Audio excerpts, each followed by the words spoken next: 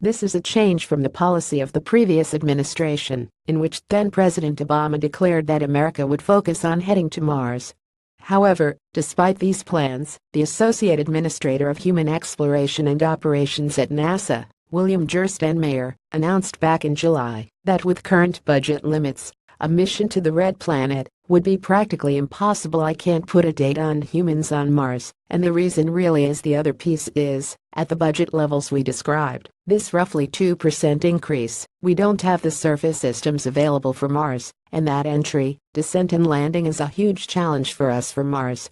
President Trump focused on reinvigorating NASA during the 2016 presidential campaign, and as such, reinstated the NSC with Pence heading it. The vice president had suggested earlier this year that a focus on the moon was more likely at a speech at the Kennedy Space Center.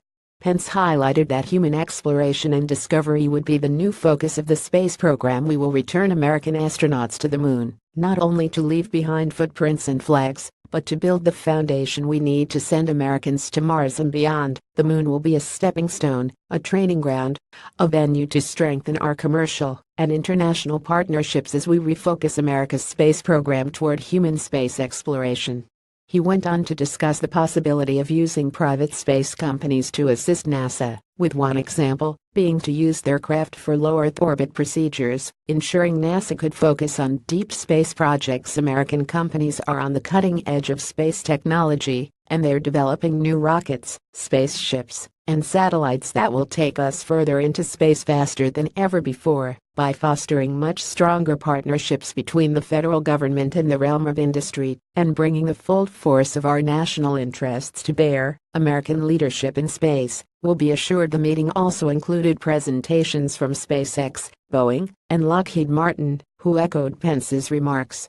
Gwynne Shotwell of SpaceX promoted the successful launches of their Falcon 9 rocket, and Boeing took a trip down memory lane, reminding attendees of their long history of cooperation with NASA in building the space shuttle and the IS. Above all, Pence stressed that the nation would no longer be behind the rest of the world in space exploration. America seems to have lost our edge, and those days are over, he said. No longer would American astronauts have to rely on Russian vehicles to send them back and forth from the IS. Jack Hadfield is a student at the University of Warwick and a regular contributor to Breitbart Tech.